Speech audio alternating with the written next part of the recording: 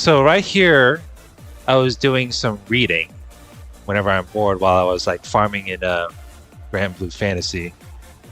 And there is a European country called Denmark where they banned the spicy noodles. It is a Korean spicy noodles.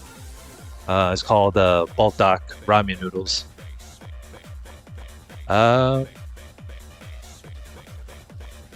I couldn't find a really good article per se, but I guess I can use this as an example.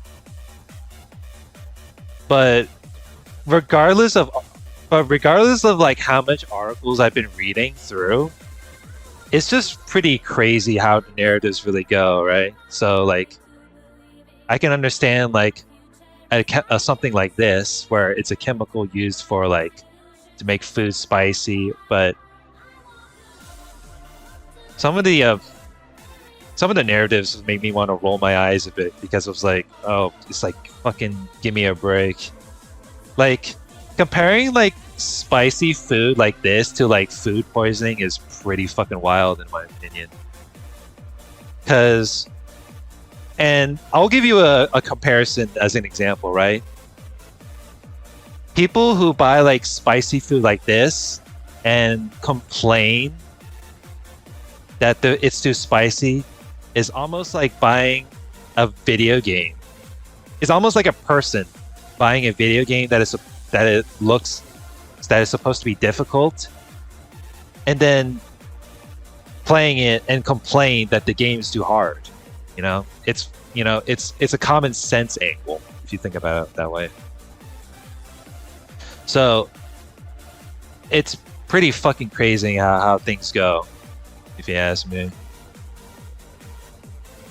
I can imagine even over here, there was talk about spicy foods like those chips and stuff that were destroying people's stomachs. I mean, things about like a spicy chip, the only reason why you're not enjoying like the spiciest notion of food just for the enjoyment. You're eating the spiciest kind of food for like to test whether your body can handle that sort of spice tolerance. You know what I mean? But I feel like stuff like that when it comes to like spicy food contests that were just shown on YouTube is like, it feels like, and I kind of get it that everyone in the world have like a certain spice tolerance, but like stuff like that is like it's becoming the thing where like spicy food like this is like there's going to be like an increase in bans if stuff like this keeps up. If you're eating spicy food in moderation, then there should be anything wrong on that front. I mean, I love eating spicy ramen, and like because I'm always usually the kind of thing where like without spice, then your food just is going to be bland no matter what, right? Me, when you're clinically depressed, and that's the only reason you'll ever fuck up your stomach with spicy foods. Listen, if spicy food is delicious and it tends to be therapeutic, that's up to you, right? But like, don't use spicy food as like your tendency of masochism. All right, it's it's fucking wild when of how things go. Like, that's some crazy shit if you ask me.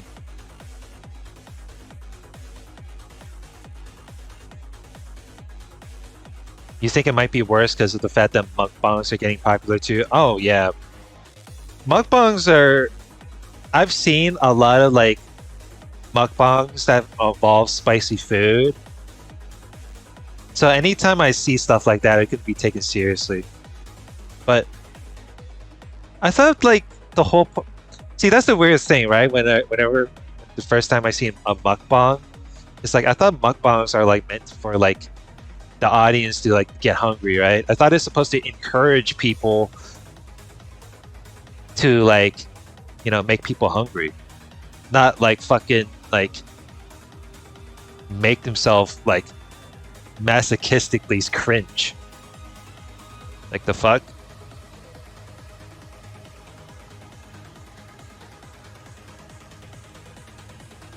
Uh, man, that does not make me get hungry. That makes me want to turn the other cheek and watch something else. I mean, that's the commonality of like, of a viewer.